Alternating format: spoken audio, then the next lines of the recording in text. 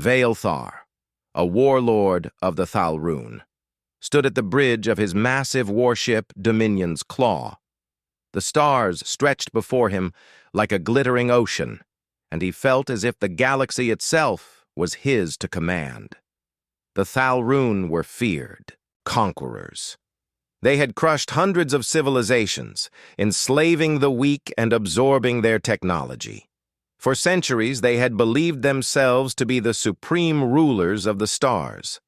That night, however, Veilthar's fleet detected something strange near a dying neutron star. It was not a planet, not a station of any known race, but a colossal ring-like structure, silent, ancient, and still active. None of their scans could penetrate its surface. It radiated energy levels higher than anything they had ever encountered. "What kind of relic is this?" Veilthar muttered as he leaned forward, his 4 eyes narrowing. One of his officers replied nervously, "Lord Veilthar, we detect no crew, but it is generating power equivalent to several star cores. It is unlike anything in our records." Veilthar grinned. "Perhaps a forgotten weapon of some ancient race. We will claim it." The Dominion's Claw moved closer. As the fleet approached the structure, it came to life. Thousands of lights ignited across its surface. Strange geometric patterns glowed, as if the ring itself were awakening from a long sleep. Suddenly, a voice echoed through every Thalrun ship. It was calm, deep, and strangely human. "Who dares disturb the last sentinel of humanity?" The crew froze. The voice was not broadcast by any frequency they understood. It simply existed in their minds. Veilthar snarled, trying to hide the unease crawling in his chest. "I am Veilthar, conqueror of worlds, lord of the Thalrun Dominion. Show yourself, machine!" A shimmering figure appeared in the center of his bridge. It was tall, human-like, but entirely made of light.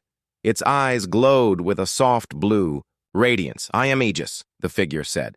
"I am the guardian of this place. I am the voice of humanity's last god."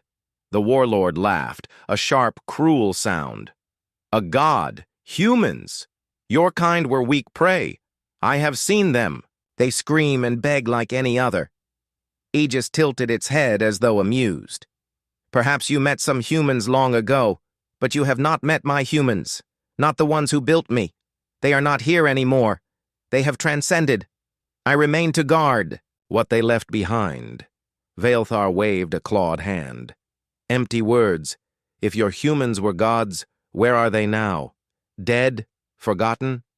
"Not dead," Aegis replied, its voice still calm.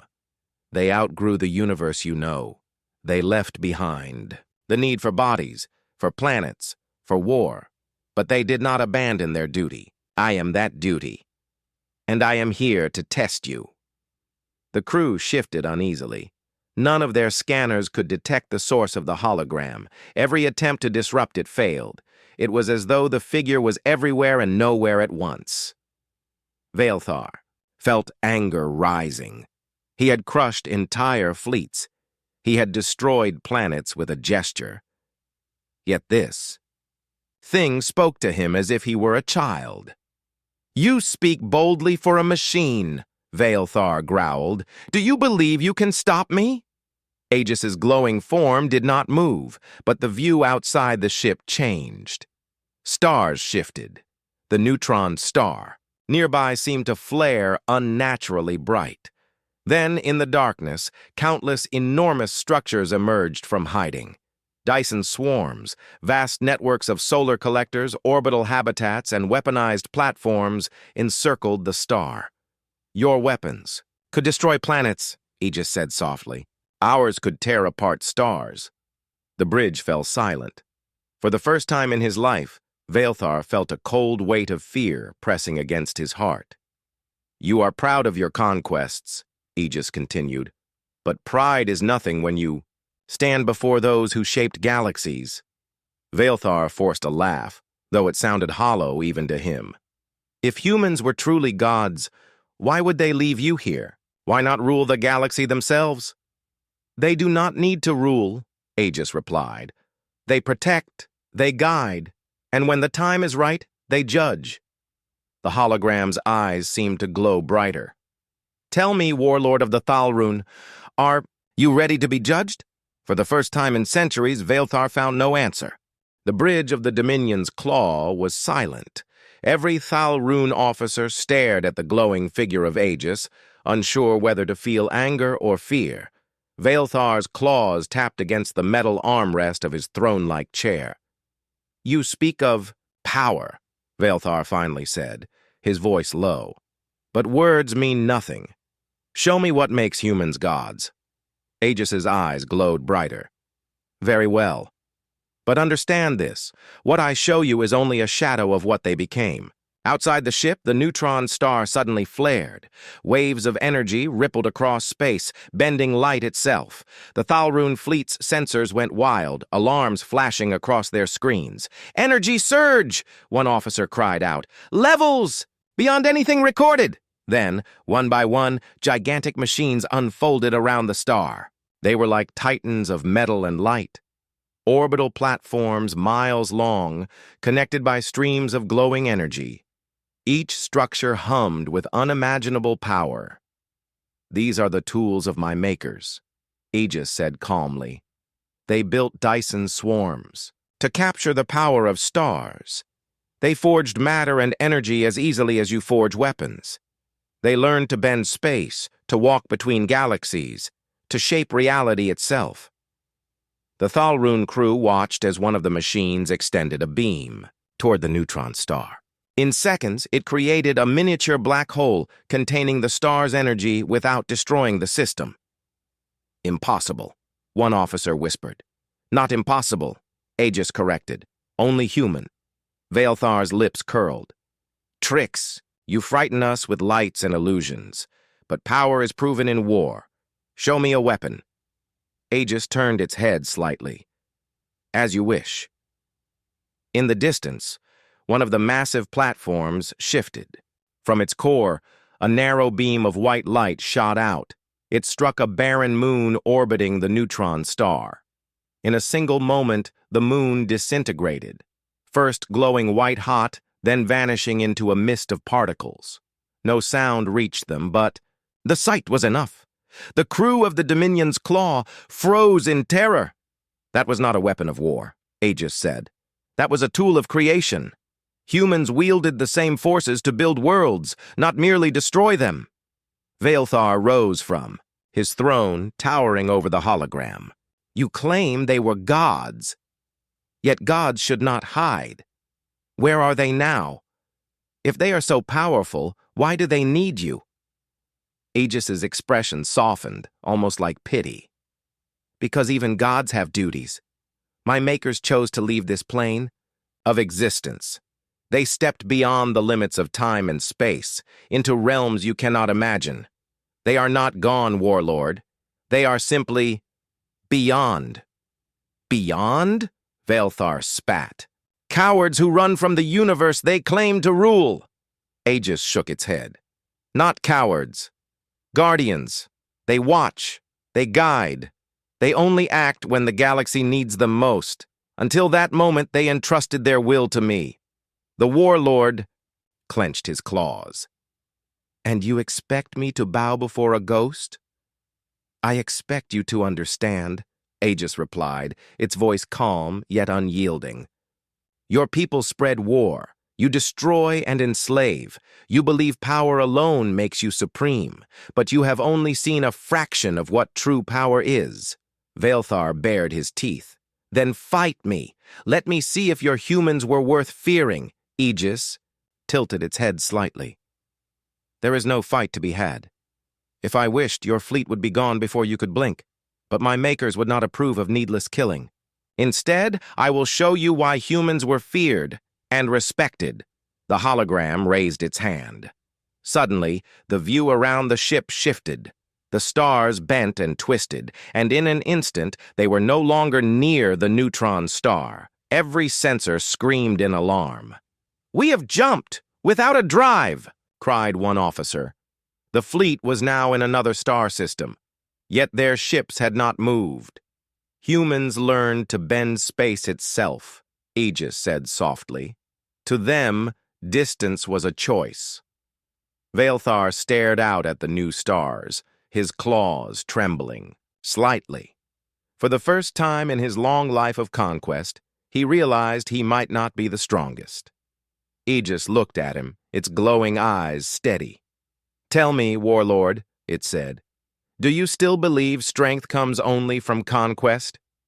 Veilthar had no answer. The Dominion's claw floated silently in the new star system.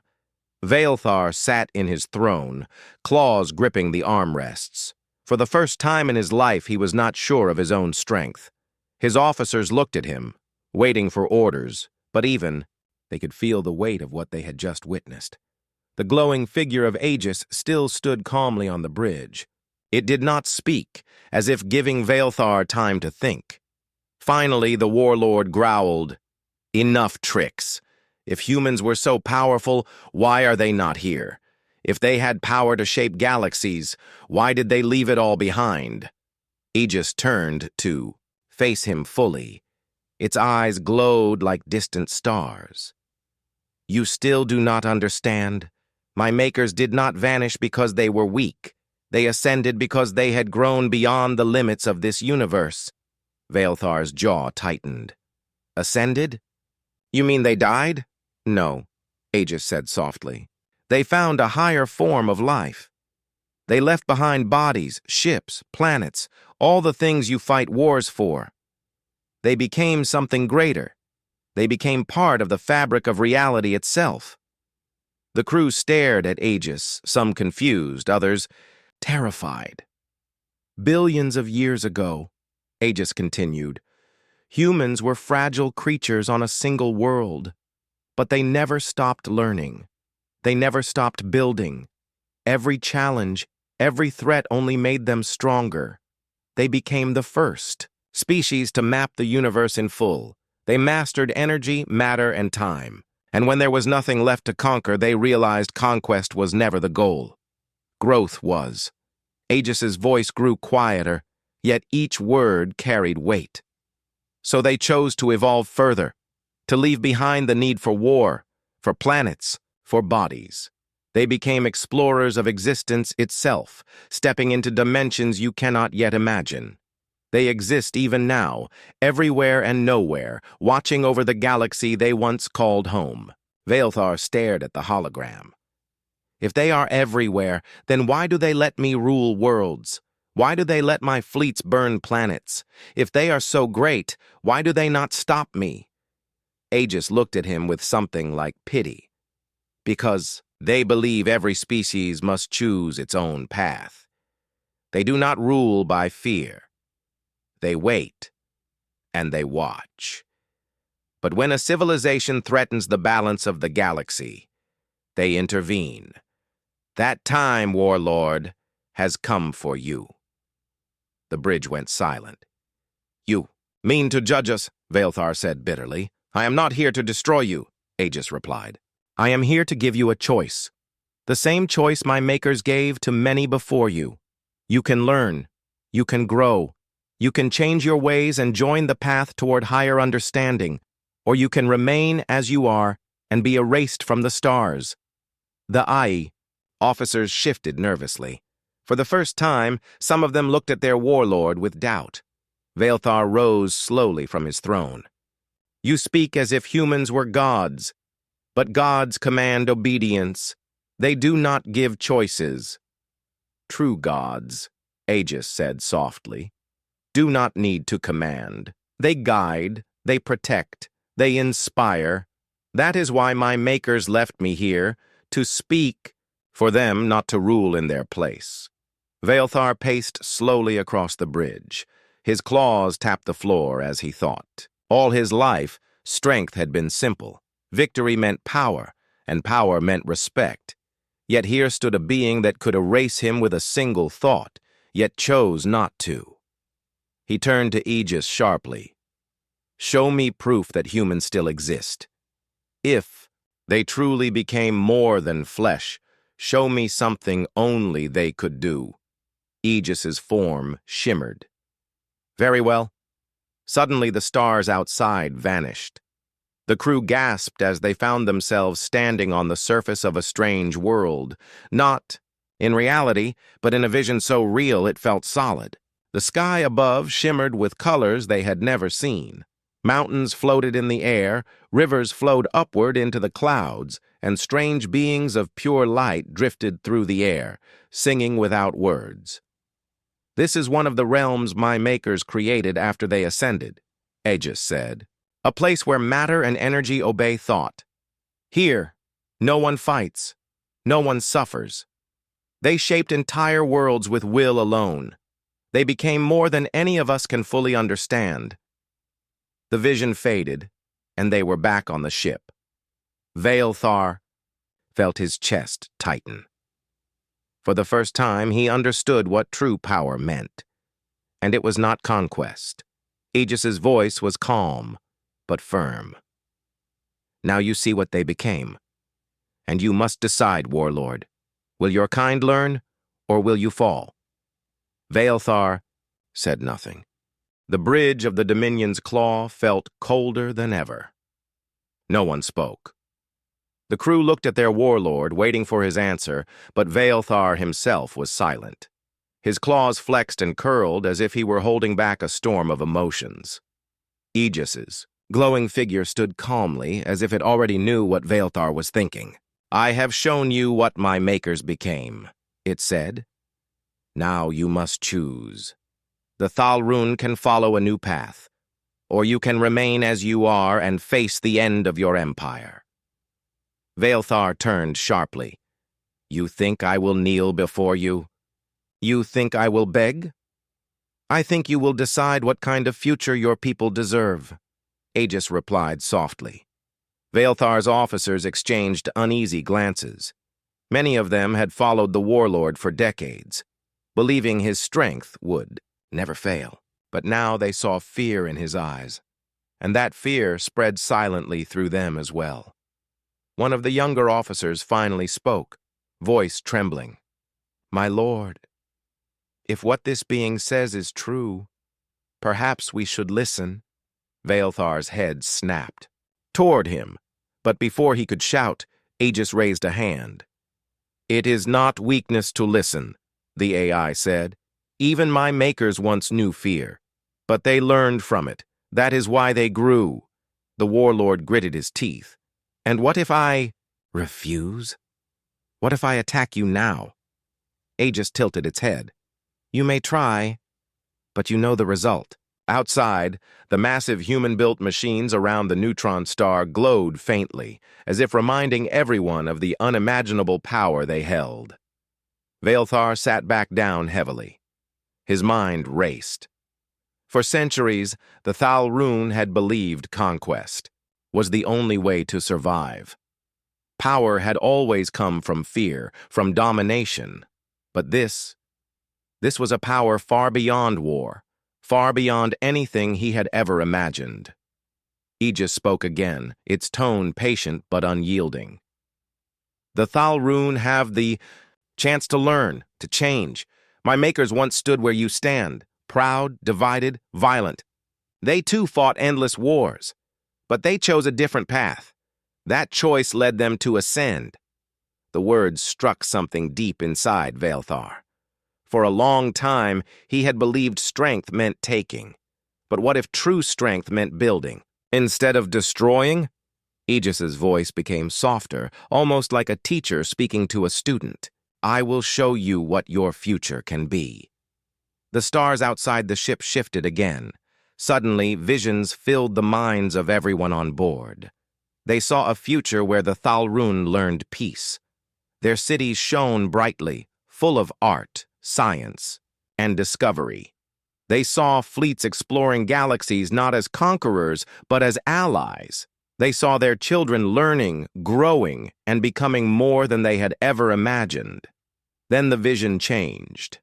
They saw a future of fire, entire Thalrun worlds burning under human-built weapons. Ships turned to dust in moments, a silent void where once a proud empire had stood. The visions faded. "This is the choice," Aegis said quietly.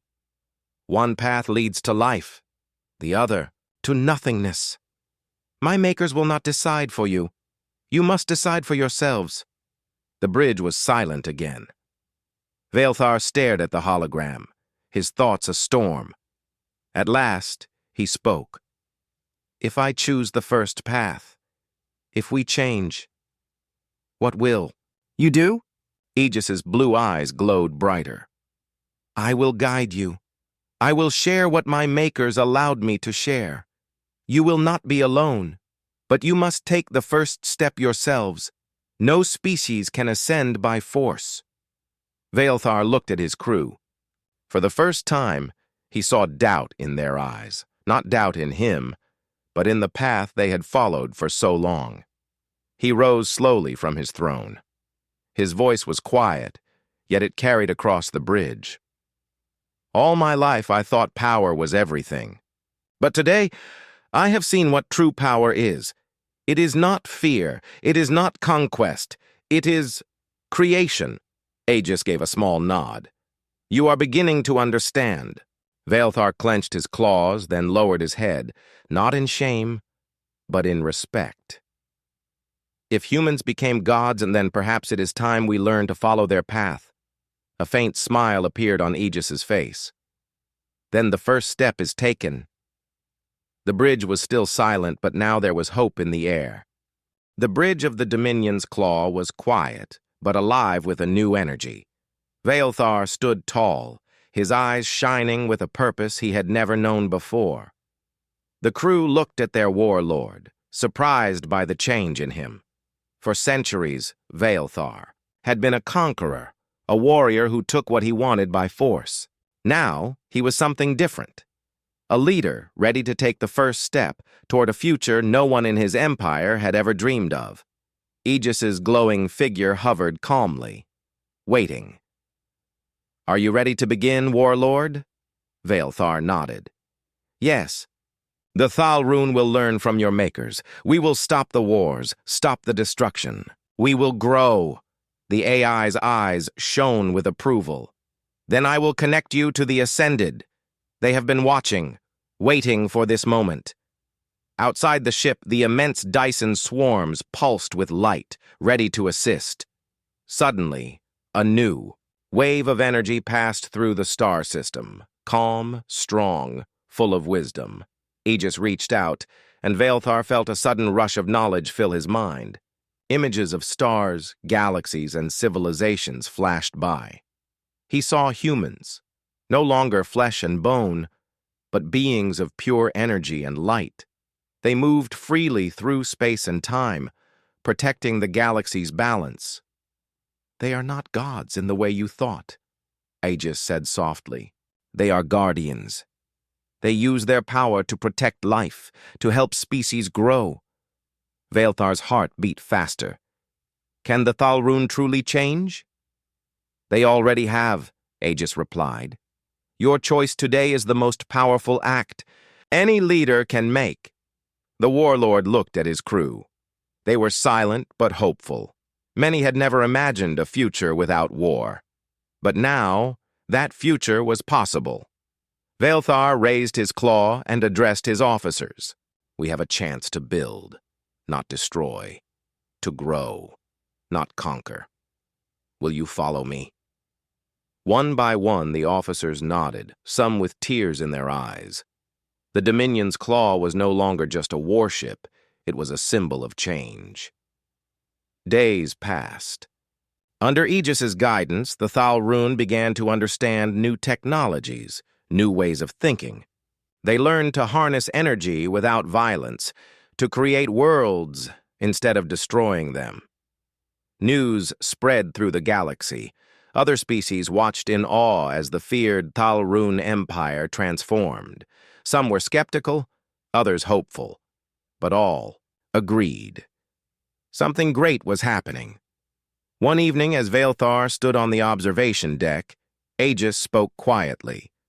I will now send a message to the Ascended. The stars outside the ship shimmered. A wave of light spread across space, reaching far beyond their star system. Moments later, A voice filled Veilthar's mind, calm, powerful, and full of warmth. You have chosen well, Veilthar of the Thalrun. Your people's future is brighter because of your courage. The Ascended welcome your empire into the family of civilizations who protect the galaxy. Veilthar bowed his head, humbled by the words. Thank you. We will not fail. The voice smiled. We will guide you. Remember, true power lies not in taking, but in giving.